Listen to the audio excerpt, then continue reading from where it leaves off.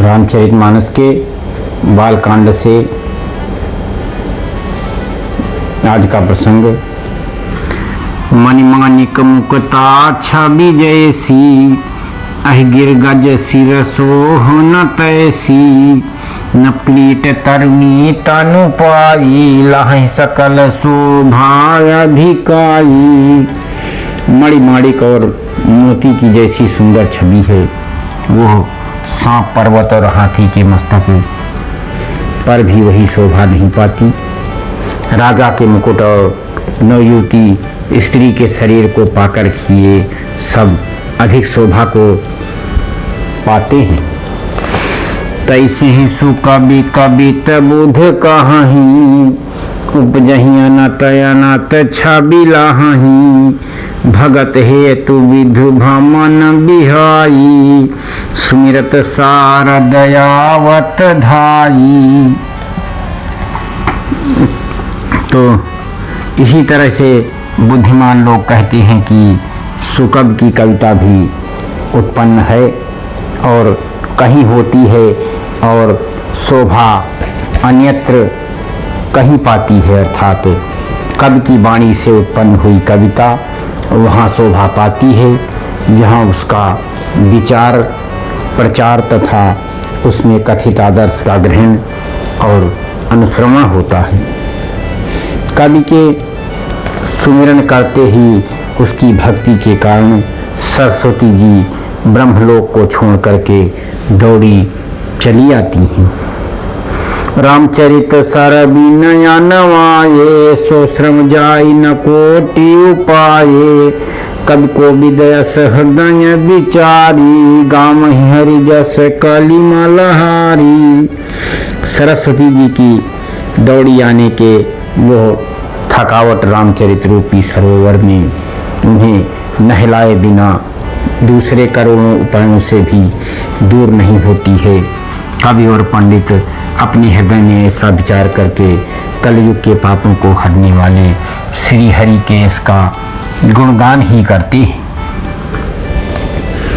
तो कीने प्राकृत जन गुण गाना, सिरधुन गिरा लगत पछिताना। हृदय सिंधु मत सीप समाना, स्वात शारदा कहीं सुजाना। तो संसारी मनुष्यों का गुणगान करने से सरस्वती जी सिर धुन करके पछताने लगती हैं कि मैं क्यों इनके बुलाने पर आई। बुद्धिमान लोग हृदय को समुद्र, बुद्धि के सीप और सरस्वती को स्वाति नक्षत्र के समान ही कहते हैं। जो बरसई बर बार विचारू, वही कवित मुक्ता मणि चारू। इसमें यदि श्रेष्ठ विचार रूपी जल बरसता है तो मुक्ति मणि के समान सुंदर कविता होती है। युगत बोधि वेद पुनि पोई है, रामचरित बर त्याग। पहिरहि सज्जन विमल उर, शोभायति अनुराग। उन कविता रूपी मुक्त मणियों के युक्ति से वेद करके फिर रामचरित रूपी सुंदर तागे में पिरो करके सज्जन लोग अपने निर्मल हृदय में उसे धारण करते हैं, जिससे अत्यंत अनुराग रूपी शोभा होती है। वे अत्यंतिक प्रेम को प्राप्त होते हैं। तो जे जन्मे कलिकाल कराला, कर्तव्यस बेस मराला। चलत कुपंथ बेग मग छाड़े, कपट कलेवर कलिमल भाड़े। जो कराल कलयुग में जन्मे हैं, जिनकी करनी कौवे के समान है और बेस हंस का सा है, जो वेद मार्ग को छोड़कर कुमार्ग पर चलते हैं, जो कपट की मूर्ति और कलयुग के पापों के भंडार हैं। वंचक भगत कहाई राम के, किंकर कंचन कोह काम के। तिन्मह प्रथम देख जग मोरी, धींग धर्म ध्वज धंधक धोरी। जो श्री राम जी के भक्त कहला करके लोगों को ठगते हैं, जो धन के लोभी और क्रोध के और काम के गुलाम हैं, और जो धींगा धींगी करने वाले धर्म को झूठा ध्वजा पहराने वाले और दम्भी लोग हैं, और कपट के धंधों का बोझ ढोने वाले हैं।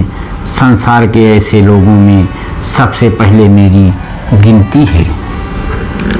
जो अपने अवगुण सब कहूँ, बढ़ई कथा पार नहीं लाहूँ, ताते मैं अति अलप बखाने, थोड़े महु जानी है ही सयानी।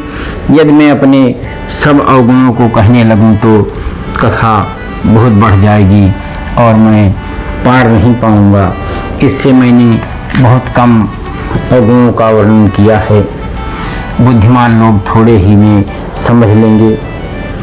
समझ विविध विधि मीनती मोरी, को न कथा सुनी दे ये खोरी, एतिह पे करी ही जे आशंका, मुहिते अधिक ते जड़ माती रंका।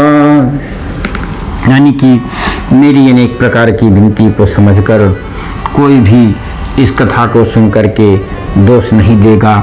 इतने पर भी जो शंका करेंगे वे तो मुझसे भी अधिक मूर्ख और बुद्धि के कंगाल हैं। कभी न हो नहीं चतुर कहाऊँ, मतियन रूप राम गुण गाऊँ, कह रघुपति के चरित अपारा, कह मति मोर निरत संसार।